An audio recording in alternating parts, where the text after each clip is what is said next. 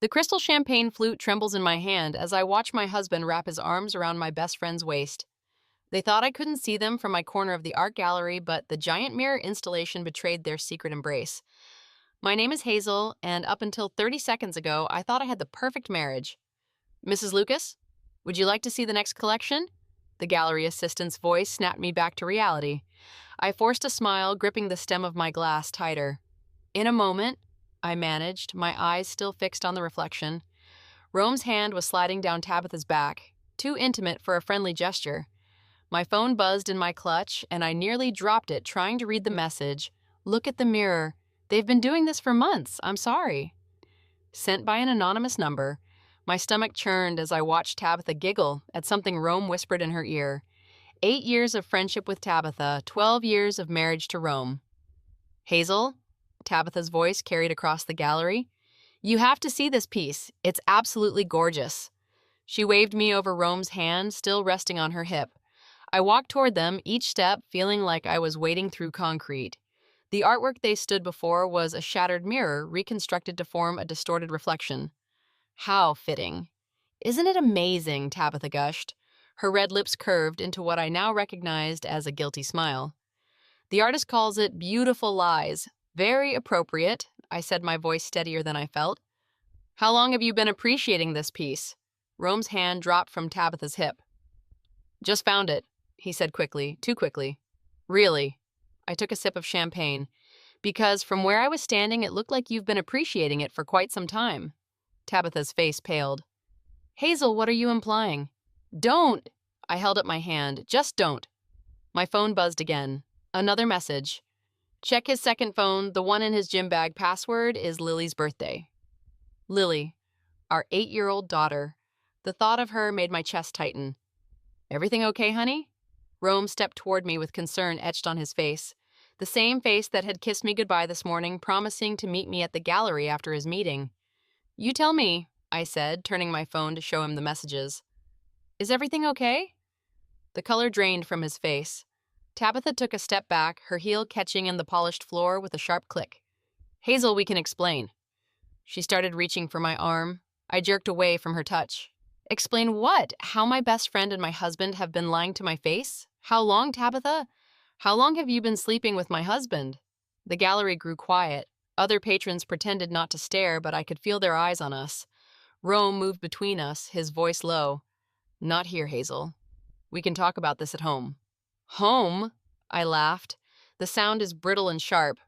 Where you've probably been with her while I was at work. I locked eyes with Tabitha across the space between us, and my blood ran cold at what I saw. Not guilt, but relief.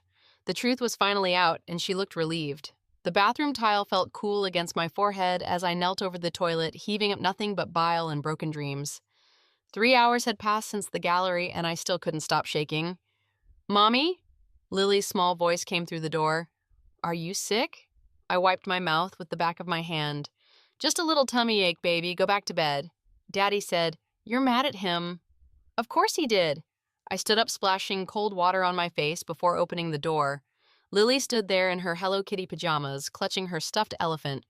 Come here, I said, leading her back to her room. I tucked her in her bed. She grabbed my hand. Are you and Daddy getting divorced like Emma's parents? The question hit me like a punch to the gut. I don't know, sweetie, but I promise, whatever happens, both Daddy and I love you very much.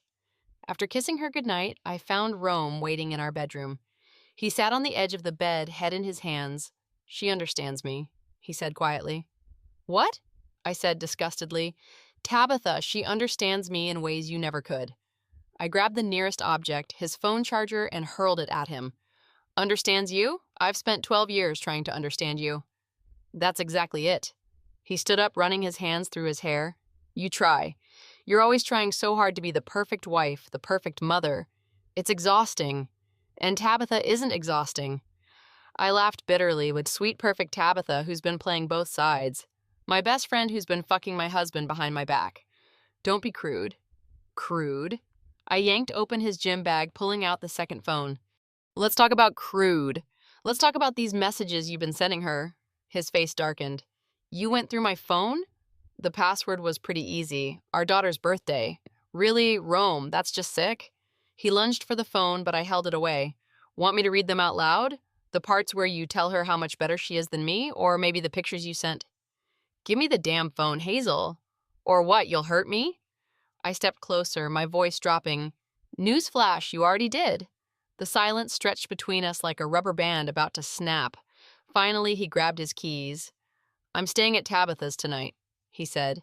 You clearly need time to calm down. Time to calm down? I followed him down the stairs.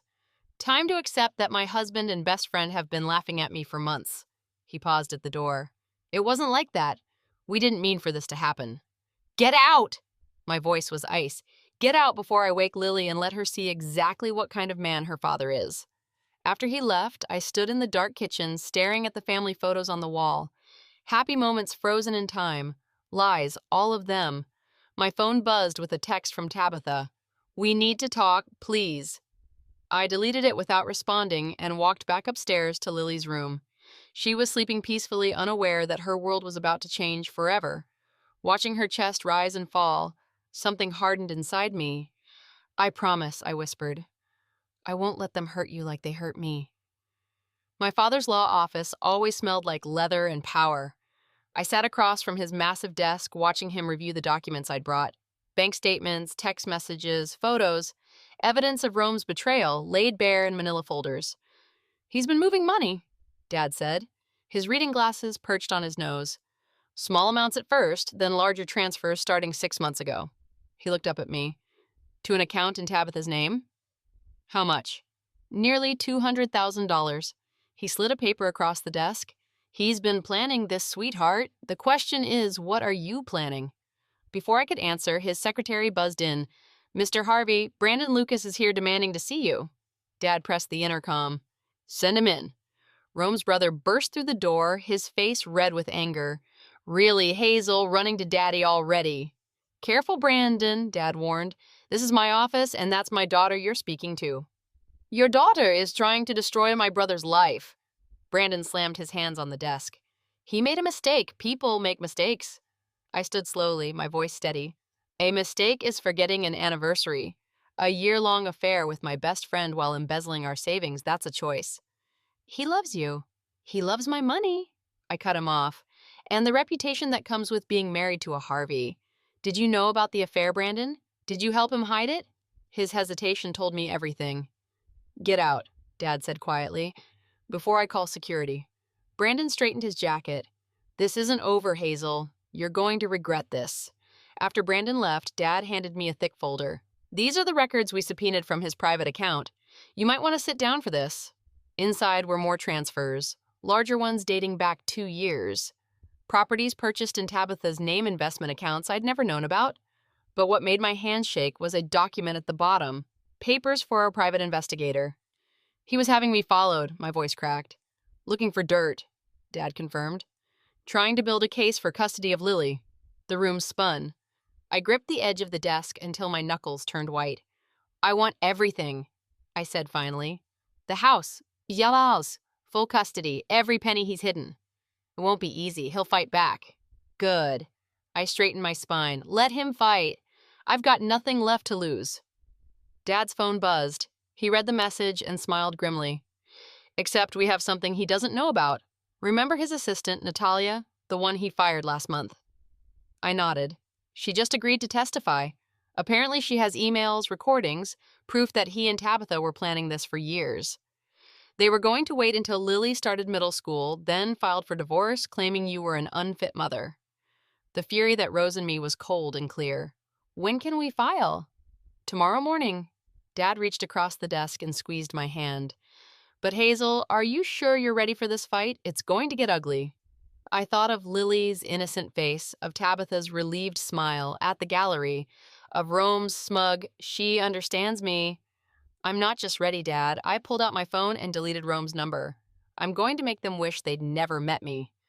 My wife slept with my brother and my best friend, Matthias said to the support group circle. Found out on Christmas morning when I walked in on them. Fun times. The church basement fell silent. It was my first time at the betrayed partner support group, and Matthias's story made mine seem almost tame. How did you handle it? I asked after the meeting as we grabbed stale coffee from the refreshment table. He shrugged, stirring sugar into his cup. Wanted revenge at first, planned it all out. How I'd destroy their lives, their careers, everything. But you didn't? I asked curiously. Nah. He smiled sadly. Realized hate was poisoning me more than them. Now I'm working on forgiveness. I nearly choked on my coffee. Forgiveness? After what they did? It's not for them, it's for me. He studied my face. You're still in the anger phase, aren't you? Before I could answer, my phone buzzed. A text from Tabitha. Please meet me. I'm pregnant. It's Rome's. The coffee cup slipped from my hand, splattering across the linoleum floor. Whoa. Matthias grabbed napkins. You okay? I showed him the text. His eyebrows shot up. That's complicated. Complicated?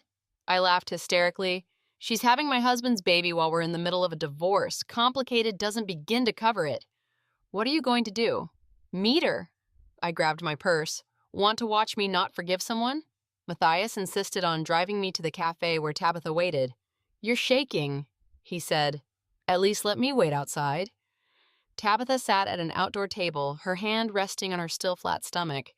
The sight made me want to scream.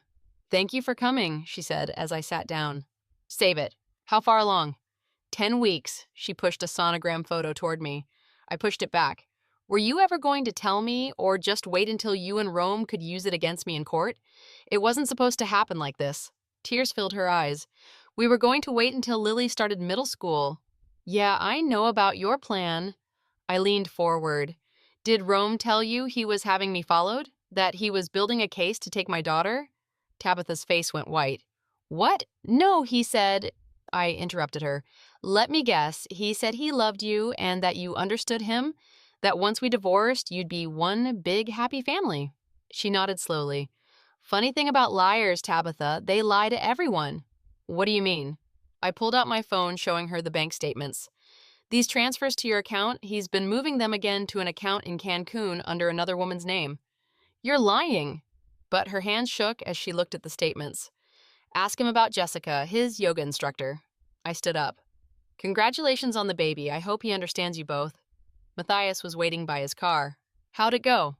She's pregnant. He's cheating on her too. And I think I just ruined their perfect future together. I slumped against the passenger door. This is going to be fun. He opened the car door for me.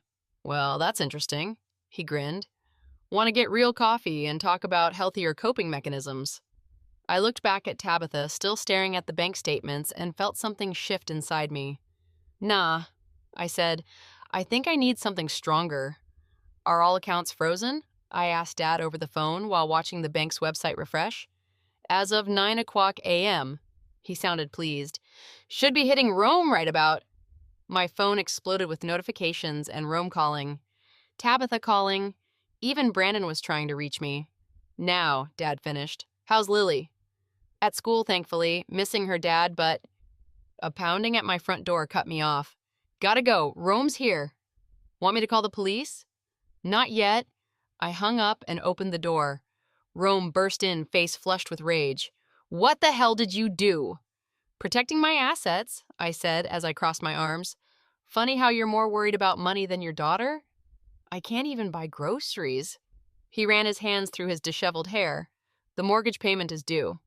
Should have thought about that before emptying our savings into Tabitha's account. Or was it Jessica's? He froze. Who? He asked, pretending he didn't know who that was. Your yoga instructor, the one with the account in Cancun. I smiled sweetly, and Tabitha knows about her now, by the way. You're welcome. You had no right, he exclaimed. No right? I stepped closer. Like you had no right to spy on me? To plan to take my daughter and play house with my best friend? His phone buzzed. Tabitha's face flashed on the screen. Better answer. That I said. Pregnant women get so emotional when they discover they're not the only other woman. The color drained from his face. Is she told you? Did you tell her about the private investigator? About your plans for Lily? He grabbed my arm. Listen to me. Take your hand off me, or the next call I make is to the police. My voice was steel. Then to your firm's ethics board about those creative accounting practices you've been using. He released me like I'd burned him. You wouldn't? Try me. I opened the door. Now get out of my house before I show Lily the pictures you sent Tabitha. I'm sure she'd love to see what Daddy's been up to. This isn't over. He snarled, but his hands were shaking. You're right, I smiled. It's just beginning. After he left, I called Matthias. How did it go? He asked. Exactly as planned. He's panicking. How do you feel? I watched through the window as Rome sat in his car, probably trying to figure out how to explain everything to Tabitha. Honestly, tired, but there's more. More revenge. More truths. I corrected. Tabitha called earlier crying about Jessica. Said something interesting between sobs. What? That she and Rome have been planning this for over a year. Which means the pregnancy wasn't an accident. Matthias finished. Bingo! I sat down heavily. They wanted leverage for the custody battle, a new family to replace the one they were destroying. Damn! Matthias was quiet for a moment. Want to grab coffee? You sound like you need a friend. I watched Rome finally drive away with the phone pressed to his ear, probably trying to damage control with Tabitha. Actually, I said, I need to pick up Lily from school. Want to join us for ice cream? She's been asking about my new friend who makes me laugh. Ice cream with a princess beats revenge plotting any day. For the first time in weeks, I felt something close to peace. The tension at the dinner table could have been cut with a knife. Rome's family had insisted on this peaceful discussion at their parents' house, but peace seemed unlikely given the glares being thrown my way. We can work this out, Rome's mother pleaded. For Lily's sake. Lily's sake? I set down my fork. Like when your son hired a PI to build a false case against me? Rome's father, Spencer's knife, clattered to his plate. What? Oh, didn't Rome tell you that part? I pulled out the files. Or about the money he's been moving around? Hazel, Rome warned. Show me. Brandon demanded, reaching for the papers. Brandon, don't. Rome started, but his brother was already reading. Jessica Cole? Brandon looked up. Your yoga instructor? The one you said was just helping with stress management? Rome's mother gasped. Who's Jessica? Ask your son, I said. Or Tabitha, though she's probably not taking his calls since finding out about the Cancun account. Enough! Rome slammed his hand on the table. This is private. Private like the recordings your assistant Natalia kept. I turned to his family. The ones where he plans to frame me as an unfit mother. Brandon stood up so suddenly his chair fell backward. You did what? It's not what you think, Rome stammered. Really? Brandon threw the papers at him.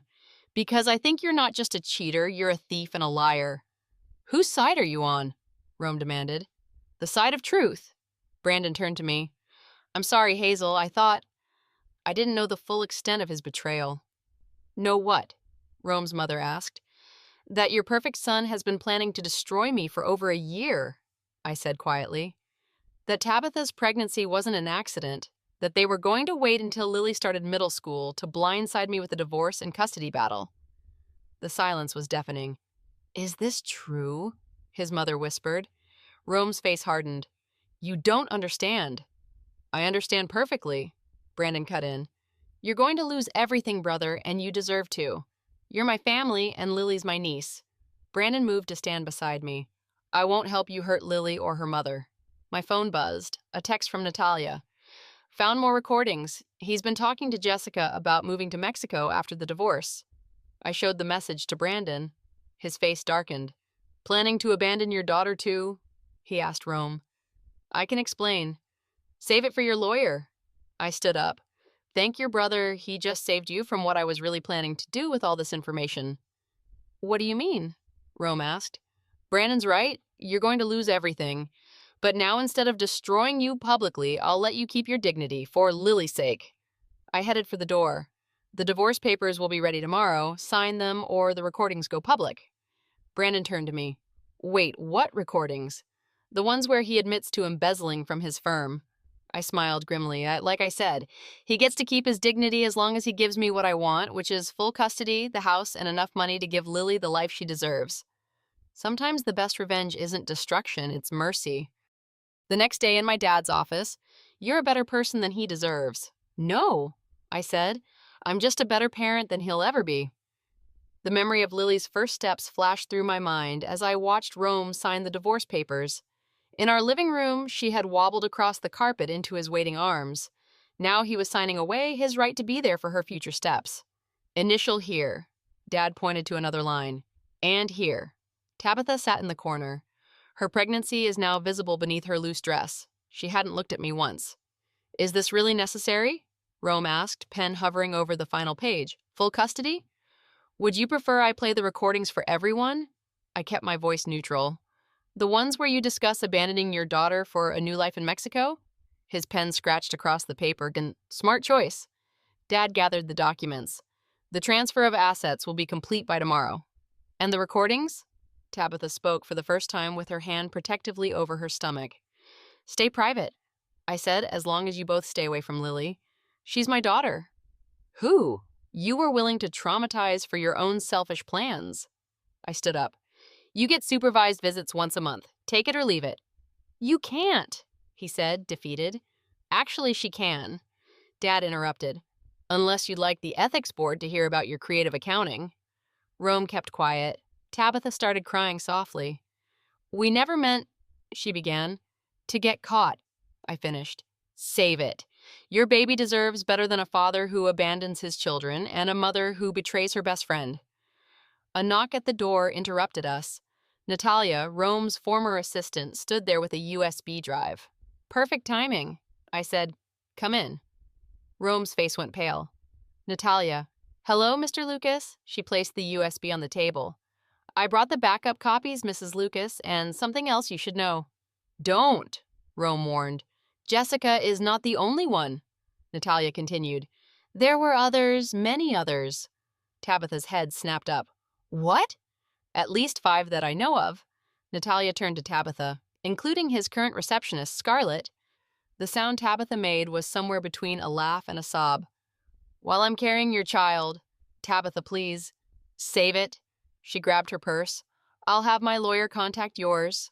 After she stormed out, Rome buried his face in his hands. Happy now, Hazel, you've ruined everything? No, you did that all on your own. I opened the front door. Goodbye, Rome. Lily's school play is next Friday. Don't be late for your supervised visit. After they all left, Natalia lingered. There's one more thing. What? Jessica, she's pregnant too. I closed my eyes, letting that sink in. Does Tabitha know not yet? Jessica plans to announce it on social media tomorrow. I thought of Tabitha alone and pregnant, about to discover yet another betrayal. Despite everything, my heart ached for her. Thank you, Natalia, for everything. I called Matthias. It's done, I said. The divorce, the custody, everything. How do you feel? I looked at the family photos still on the walls, memories of a life that no longer existed. Like I need to redecorate. I smiled. Want to help me take down some pictures? Only if you let me buy you dinner afterwards. For the first time in months, I felt truly free. It's a date, I replied. The morning sun warmed my face as I dug another hole in the garden. Lily handed me an orange tulip. Her small hands were covered in dirt. Mommy, can we plant the yellow ones next to it? Of course, baby. I helped her position the flower. Remember what Matthias taught us about companion planting? Some flowers grow better together. She beamed.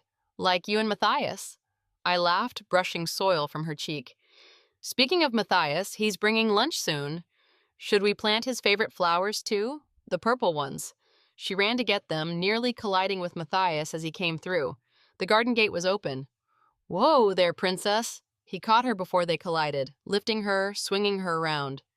Ready for picnic day? Did you bring the special sandwiches with extra pickles? Yes, just like you asked. He set her down. I handed him a letter. This was sent from Tabitha. Inside was a sonogram picture and a note. It's a girl. I'm naming her Hope because that's what I need right now. Jessica had her baby last week, also a girl. Rome hasn't seen either of them. He's in Mexico with someone new. I understand now what real betrayal feels like. I'm sorry, doesn't begin to cover what I did to you, but I'm saying it anyway.